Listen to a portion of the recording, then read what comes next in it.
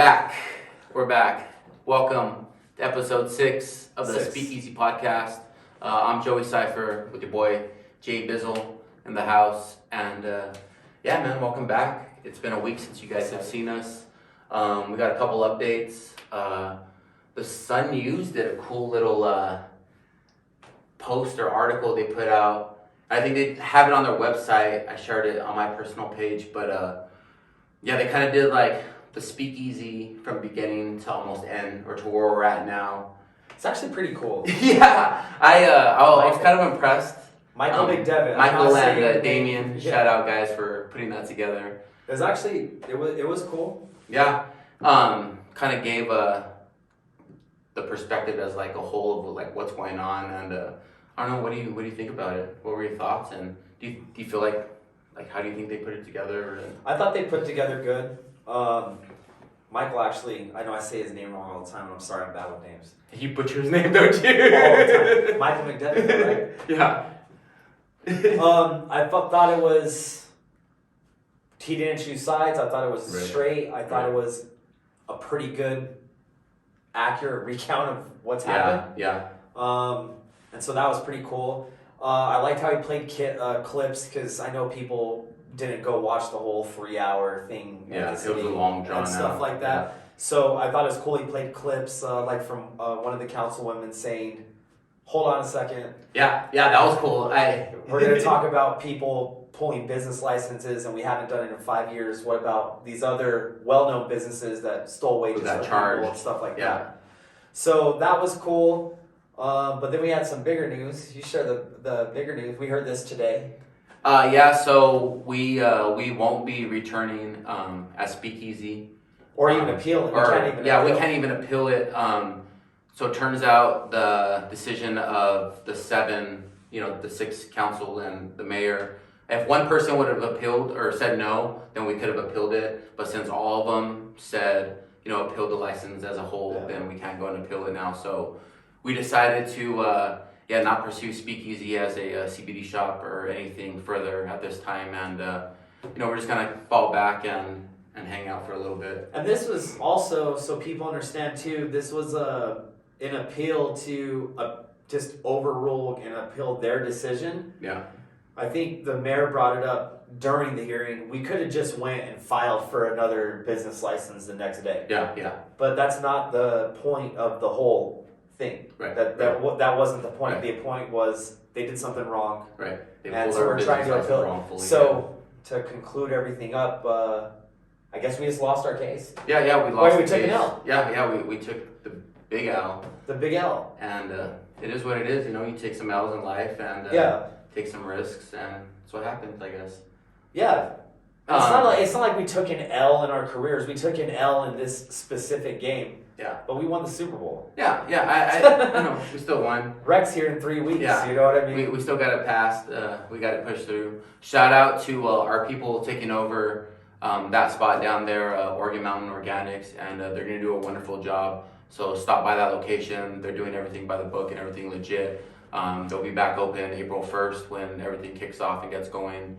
And let's talk about that a little bit, like April 1st. And they're local too. Yeah, the local aspect of it and what that entails, because we drove around the city yesterday and we drove out to Sunland Park and Anthony, and we heard that there was 48 dispensaries in Sunland Park, or 24 in Anthony, and there was this big boom of dispensaries coming in, and we're driving around. And we had officials in that city drive us around and point out where these local this farm was locations going to be, were this gonna go dispensary is going to be, and like we haven't even seen. There's nobody breaking ground out there. Like I expected like shops, like he pointed, this shop, because we were shopping shops for a while, and we hit up like one on the corner. I don't even know what that road is, but like they straight up told us no. They had a dispensary paying on it for months or a year already, and so they shut us down.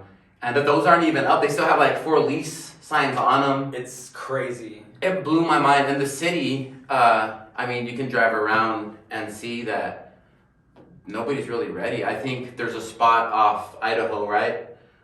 They look like they're getting up going. I think they're Soul Cannabis or something. Cannabis, yeah. And so that's gonna be exciting to see them and what they do. You know, I think they're small and they're local. I think the guy actually was in Speakeasy. Shout out. I don't even know who you are, but shout out, dude. And I remember that. And he said he had bought CI Italian Bistro. Yeah. And they're remodeling it. And he was gonna do a consumption lounge. And all that. He was talking to us about it, and so that was cool. He kind of checked us out when we were doing our thing. So, there's literally zero, and there's going to be, hopefully Soul Cannabis opens. There's a couple other local places that aren't going to be ready in time just because of issues they had to deal with the state and things like that. The city. And now new city ordinances that they passed 48 hours ago or whatever. But do you think, I just want to talk about again how you, like, the medical facilities, like we've seen Ultra. They've opened like 29 stores now, getting ready. We've seen the people that were leasing the places in Sunland, Everest, Ultra, Pecos. They've been paying rent on these places for a year and a half, and that's good business practices. No disrespect to business. You got the money, then. You got the money like that. But this was supposed to support small businesses, and now everything that we've talked about for the last 6 months, and if you follow our podcast and follow what we fought for with zoning and planning in the district or the county and the city, it literally is now, we can literally say it's 3 weeks away, and this was set up for the med facilities to make the biggest cash grab of all time. Of all freaking time. There's no hope for, out the gate. Eventually you're going to see a lot of the mom and pops, and we've talked about this. But there's no hope really for anybody to get started April 1st. Like, so many just like curveballs left and right thrown at you. It's like, it's nearly impossible. Where these guys are set up, they're established, they've been paying taxes, right? I'm sure they want to take care of the guys who are paying the taxes, right? So, they're making sure they get... It's rough. Yeah. It's rough, and we talked to a lot of the local business owners that are going into the cannabis industry, whether it's security, delivery, retail shops, producer, manufacturer, and we consult with pretty much everybody that's going to be doing it down here. It's not any fault of theirs. No, they've been ready for this for a year and a half. Also, it's really the hurdles that they had to jump through and the new hurdles that they keep throwing, and they made it super difficult to get this business started. And we didn't know how hard it was, even when we talked about a couple years ago, me running for mayor, and then we've done the political work for other people, and what they're running on and things, and everybody talked about how hard it is for this economy to grow, because it's hard to set up a business here. And we got it, and we got what they were mad about, but we were never really in their shoes. And the cannabis industry, I think, really brought to light how difficult it is to set up a business. Now, we see it firsthand. We see the little things firsthand that everybody has to deal with, and it's like, whoa. The political stuff, I never knew that whole side of the political stuff till I was in it with you, and it's like, whoa. Same thing for small business. We're in the midst of things and got to jump through these hoops and get these people open and get their license up, because we are helping out some companies out there. And it is freaking difficult, man. It's not easy. We hit it hard and go through those speed bumps head on and, do what we got to do, but holy crap, it's crazy. It can drive a sane person absolutely crazy. Oh, yeah, absolutely. It could just make you want to throw your hands up and go, I don't want to do this. And this is no discourage for anybody out there who wants to start their business, who's trying to get into it. No, we've already paved the way. For anybody else that's going to get involved in it 3 or 4 months from now, you can probably just go apply for a license after that. You'll know. It'll still be difficult because it's expensive. But you'll know what to do. You'll know exactly what to do. You won't get called 3 weeks before you open and go, hey, we passed a new city ordinance, and now we need this special thing. Yeah, exactly. It's wild. And but they're gonna bank it. The med facilities that are already established, that have had a monopoly and a stranglehold on this market for years, are now about to cash in, sell out, and bounce. And dip. And straight dip. Crazy. Yeah, it's crazy. It's crazy. But I think other states, and I don't know, and I shared an article to my personal page, and it was about New Jersey, and I don't know, I think Vice put it out or something. The NJ Weed Man. Yeah, the NJ Weed Man, and they kind of go into that a lot. But he outrightly just sold weed. He said it was his given right. They hit him with right across from City Hall. Yeah, right across. This dude had some cojones, and they told him they hit him with charges, intent to distribute, intent to sell, and so the Vice guy is asking him, and he goes, "Yeah, man." He goes, "You sold weed though, right?" And he goes, "Yeah." He goes, "Well, they hit me with these charges," and he goes, "Well, you intended for it. It's what you did." And he goes, "Yeah, but the law. Our founding fathers set up the laws, and they said no man should be, brought down by the tyranny of the government." And he goes, "That's exactly what they're doing. The government's setting these stipulations in to bring down the man and to let corporate America come in and take this money and cash grab and get out." And he goes, "What about us? What about the little guys?" And so seeing it at that level, he sounded like a crazy hippie at that point when this happened. But now all of a sudden it just makes sense. Yeah, for sure. I mean, because he's screaming at the top of his lungs at his state, but down way over here in New Mexico, it's the same thing happening. These corporates are coming in, they're taking the money, they're doing the cash grab. These old guys are going to be set for the rest of their life. Their kids are going to be set. You know what I mean? And what it was designed for, little guys like us trying to get up and make a business and something that we've had a love for since we were kids. Right. We barely get a shot at doing it. Mm-hmm. We're here and where we're at because of our drive and because our determination, our will. We don't let anybody stomp us down or kick us down. We fight harder, but not everybody has that. You know what I mean? And it's hard to see small business gonna struggle, Yeah, it's hard to see the businesses struggle, and I can't speak.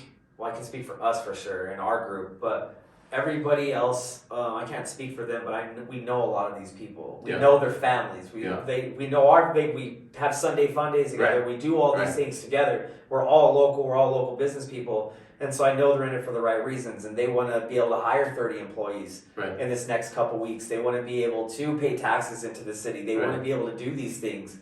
And there's been so much pushback. Yeah. I mean, just if the city and everybody could just stop pushing back. We're 3 weeks away. Just let this thing happen because the economy really needs it. Yeah, the economy needs it. I mean, the city needs it.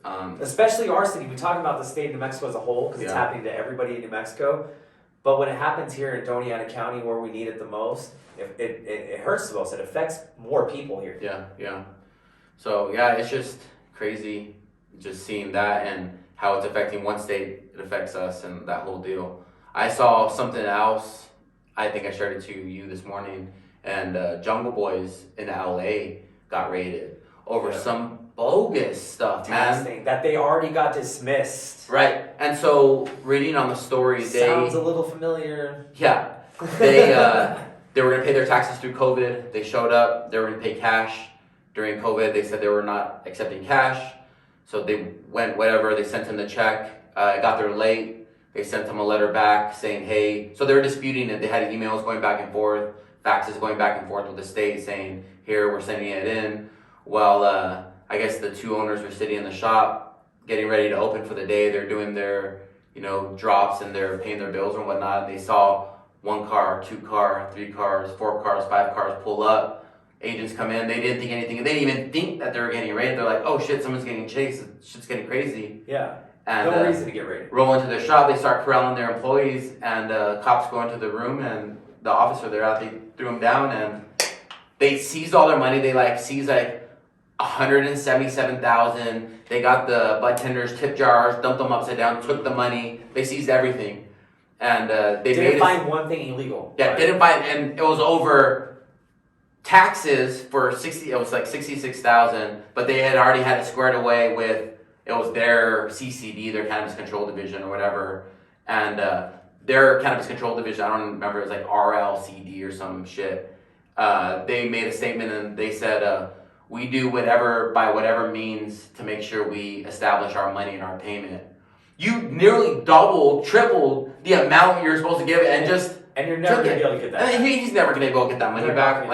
None of that, any of that product or anything. He said 3 different agencies or 4 different agencies were working on the case. It was like the LA County Sheriff Department, the police department, their metro narcotics, like DEA. Such a waste of money. For taxes.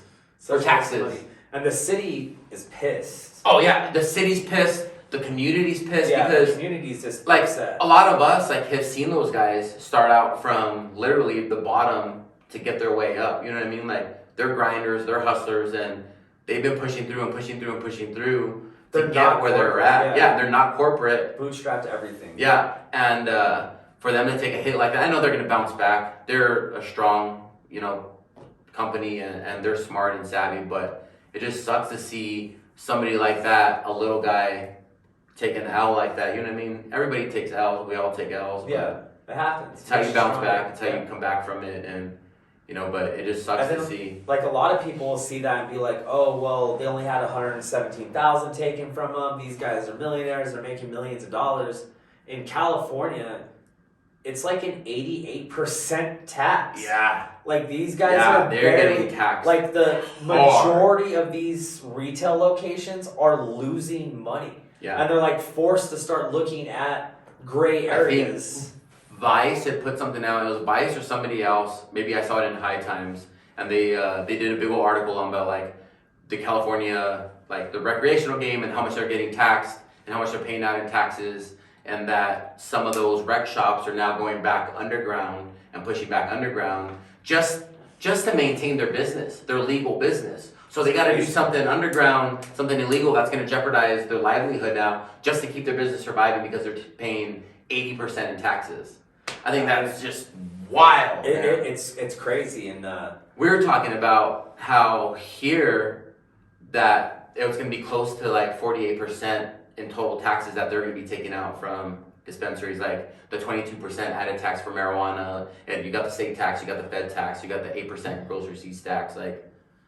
That's a lot of taxes. It's gonna get high. These rec spots are gonna be paying out. It's gonna get super high, but I mean, it just comes with the territory of trying to give people medicine. I mean, look at Big Pharma; they don't have to do anything. When you do, they don't pay any taxes. Yeah.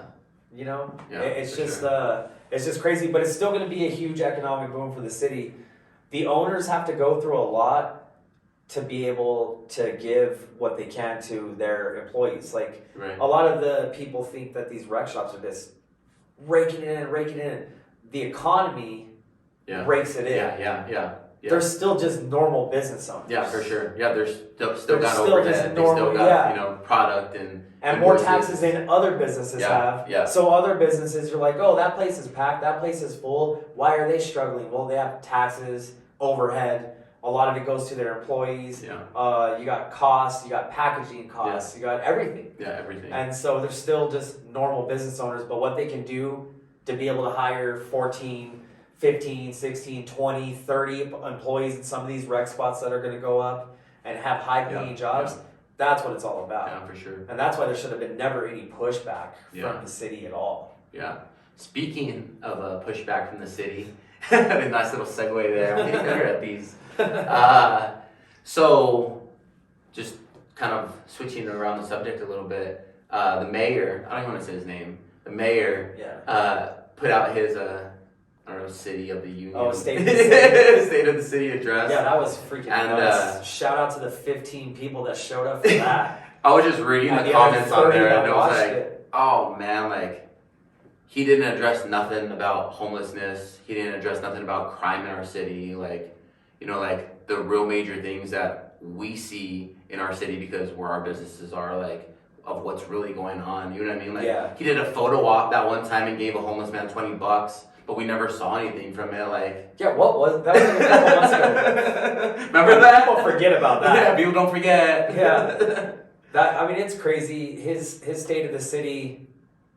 Maybe there was one highlight out of there that he said. He's like, we went through 2 years of a pandemic, and our city's still here, and so it's a strong city. Yeah, the citizens of the city are strong. You are weak, my friend. Yeah. You're totally weak, and I don't care what else. What are you gonna do? Take away my business license? So. Yeah. Go ahead. Right? Yeah. All right. You're right. So the state of the city address, he wanted to address climate change and things like that. You really need to start addressing the climate of the city, which is changing the homeless population here. Yeah. Figuring out sustainable homes for them, figuring out how to get kids off the street because there's more homeless kids on these streets than people know about, but they just don't go on the corner. You're hitting me with some stats earlier. That's crazy. And that it's crazy. That was straight from HUD too. Yeah, that was straight from HUD. It was last year. Homelessness rose 27% in the state of New Mexico. We were the highest in the United States, and Doñana County was higher than that. It was around 30%, 32% increase, but I don't know for a fact. I'll have to look it up. You can go on HUD. But it was over. Go look it up. But it was 3,333 homeless people that last year. 1,500 of them were household, like a whole household. Yeah. Then like another 250 was vets. 250 this, but there was a lot of kids, right? There was like 1,400, I think, that were every year in New Mexico of kids that are homeless or without shelter during the school year at any given time. That's crazy. In New Mexico. Yeah, in New Mexico. In New Mexico. And so that was crazy. We can talk about that, and we don't expect anybody to have an answer to fix it right now because they've already let it go so downhill. Yeah. Now we're just all trying to fight back. But you address it. You talk about it. You just don't brush it back, and it's not happening. Yeah, he's chilling in wherever on the hill in a gated community while we're seeing it every day on the corner. You know what I mean? Like, every time I drive the office, you know what I mean? Yeah. Every time we go anywhere, any of our offices, it's just crazy. But you need to at least address it. At least say, hey, this is an issue. I see that it's an issue. At least acknowledge it. Yeah. We always have a joke. We're like, we're not acknowledging this right now. That's what he did. But yeah. So it doesn't. Not acknowledging it, so it's not existing. Yeah. At least acknowledge that there's a problem. Right. We all know climate change has an effect. It's not 1998 anymore. Right. Both sides of the parties can agree that we know that's an issue, but more Tesla charging stations. Yeah, what's the average income of the city is like $20,000. So how's the average base of our community afford a Tesla? Afford a freaking They Tesla. can't even afford a bicycle right now. We just came out of a pandemic. Come on. And you're pushing against a new economy that could raise that minimum. Yeah, and didn't he vote against it? Yeah, he's the only one. So he's pushing for this new economy and hoping to bank off of it, but he voted against it. It's like, dude. They talked about how he kind of supports the police force, but he also wants to support stress. What is it called? Stress relieving people, or I don't even know how they talk. People that go talk people down, I guess, and calm the situation down without having to call cops down. That's not gonna work, dude. Like. Last night I called you and I said, hey, I just left the gas station. Someone got their car jacked right outside where I was walking out, right? Yeah. So who are they going to call to come relieve and address the situation? Like these are violent crimes, everybody. These are violent crimes that's not getting addressed. On Community Watch, and we scroll through the Community Watch and there's so much stuff on there. Shout out to everybody who posts it. It's pretty cool. It keeps everybody. Yeah, shout out to Community Watch. It's our awesome. local. It's our newspaper. You know what I mean? We get what's going on in the city. But I saw a post from a citizen of the community, and I don't know. She woke up in the middle of the night. Somebody was in her backyard. I think still on a bike or something, and they dropped the bike, took off. She called 911, and this is just. Real quick on the story, and she called 911 to report it, or she was on the phone with them when the bike fell, and they said whatever they said, and then they sent her a text message. Thank you for calling Las Cruces Police Department. If you have any more issues, contact non-emergency. They weren't sending anybody out. They send you a text message and they're not sending anybody out. What the? Or what kind of city are we living in? It's legit Gotham City. It's legit Gotham City. It blows my mind. But again, it's how do you address the issues? And so the main thing, and I feel like in that article, Michael McDevitt, they talk about it, how they said it's not really a negative thing. It's kind of basically the average. They said that I had boilerplate issues that I was going to come out with when I ran for mayor, which is Las Cruces not getting heard, economic development, help for small businesses. Right. Homelessness, mental health issues, all the things that we're going through right now that I said I was going to try to help solve. But they're not boilerplate issues because this is the general situation of what's going on. So I know every politician says they want to change that. These politicians didn't do anything to change that at all. Yeah. And I think all they cared about was plastic bags and the speakeasy. Yeah. It seems like, right? That's it. On some real. That's it. Yeah. That's all they cared about. Yeah. And there's a real situation going on, and I think we have a big enough platform, and we have a comment section that's open. Yeah. So instead of going on there and being negative and low vibing and yeah, we hate the mayor. We all hate the mayor. It's fine. Yeah. Go on there and say something positive, not about the city, because there's not a lot of stuff positive going on as far as mental health, homelessness, our economic downslide. Yeah. That's not positive. Yeah. That's not positive at all. So it's okay to be mad about that.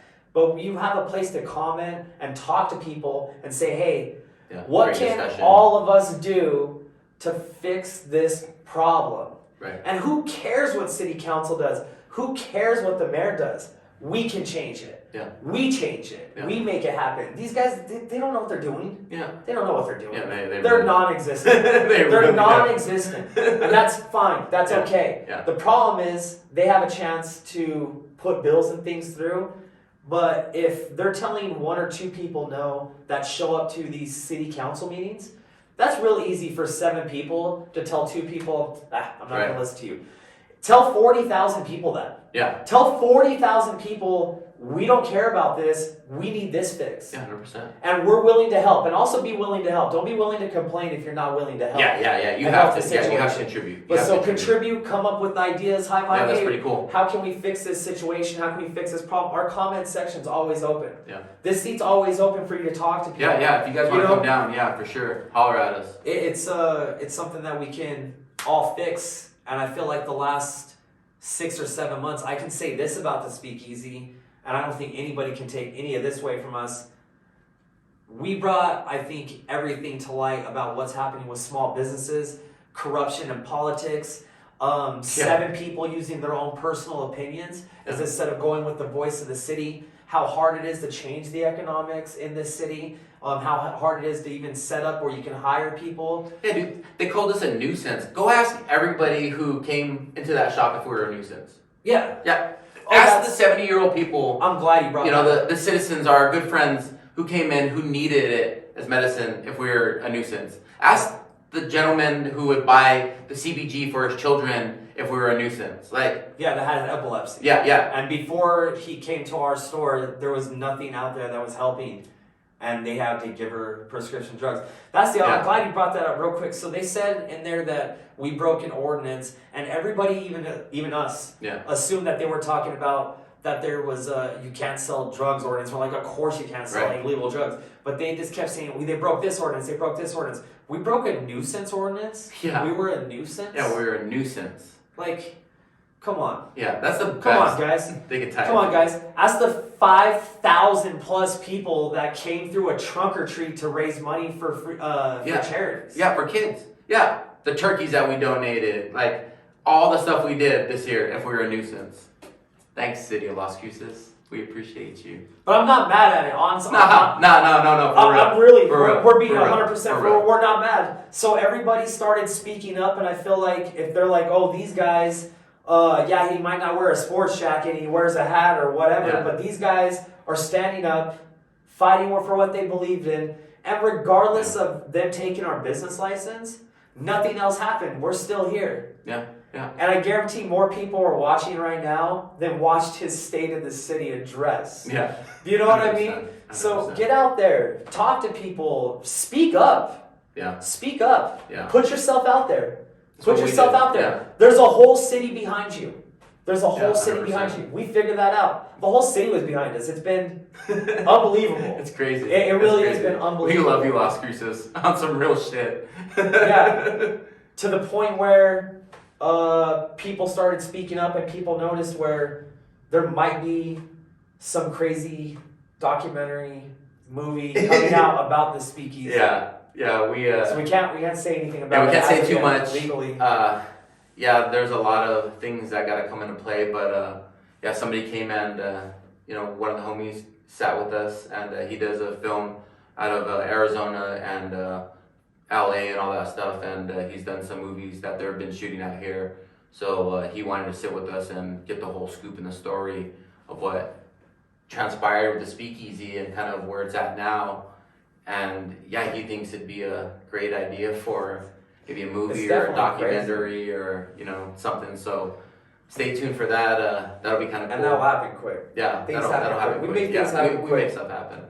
So all the rec dispensaries out there, those new ordinances that they passed, I know you guys talked to fire and codes like that. You need any help, give us a call.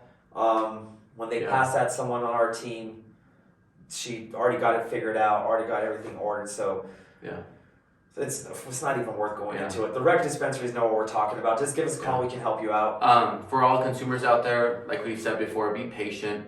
Be patient with these new shops opening up. Be patient. You don't see all these shops opening up like everybody talked about. It's gonna happen. So you know, just kind of go where you can. Don't let those first, you know, if you have a bad experience that first time, don't let it ruin anything going forward. Each shop is different. Each shop brings its own character and its own hospitality. So if you go in and somebody's rude to you, we're not saying that in any of our stores, but like in general, if you're at these medical spots, these bad actors, and you know, they tend to be rude a little sometimes. Don't let it traumatize you. Don't let it give you like that bad taste in your mouth. Go see a mom and shop, because I guarantee you'll be treated 100% better. And you know, just be patient. That's all I can say. Yeah, and when a local shop opens, go support them. Yeah. I know the first time I ever walked into a dispensary. And I was like, holy shit. Yeah. I'm in heaven. Yeah. Like, it was awesome. I had a great experience Where was yours at? California, San Diego. Yeah? Yeah, Okay. SD Collective. Yeah, I was in LA, and my fiance and our good friend would go in to the spots all the time, right? And I didn't have my med card. I slept on getting my way. I'm like, God, they can go in. But when I finally got my med card and I went in, bro, it was legit. Like, they had a dab bar set up. You pay $10, you take a dab hit, you buy your medicine, awesome. And go hit the beach or whatever. And it was heaven. Yeah, and we've been to dispensaries now, realistically, all over the country, and we still get excited. Like Wonder Bread. Shout out to Wonder Bread. Yeah, shout out Wonder Bread. That's still our favorite dispensary. Our favorite dispensary in the United off States. La Brea, right? Yeah. In West Hollywood. Super cool if you guys are out that area. And right in where I used to be. And they have extremely well customer service. The lighting in there is beautiful. Like the display cases that they have set up. Like the product that Brett grows is crazy out of this world. Like delicious. So if you guys can stop on, you guys are in that area. Picasso, I suggest the Pink Picasso. Yeah, I think they're like sour or lemon. I don't know. It was like lime something. I don't know. Lime squeeze. Lime squeeze. Like yeah. It was a green box. I don't think they have it anymore, but they're super good. And then it's we understand you guys want to go when it comes rec, and you guys want to go purchase your medicine for the first time legally, and that's freaking awesome. And I suggest you do it. But any of these local recreational dispensaries that open up, go show them some love too. Yeah. You're not missing anything. Yeah. At any of the corporate places, besides one or two, there's some good ones out there. I just don't want to mention names. Yeah. But you're not missing any of the other ones, like Ultra Health sucks. So you can message me on that one. So just shop local. Yeah. That's all I want to do. Shop local. Be patient. They're 3 weeks away, guys, and they've put everything into this. Yeah, it's gonna be crazy. Just support them. So I think that's pretty good for today, right? Yeah, that's it. Really. Thank you guys for hanging with us again. We'll see you next week, and peace out.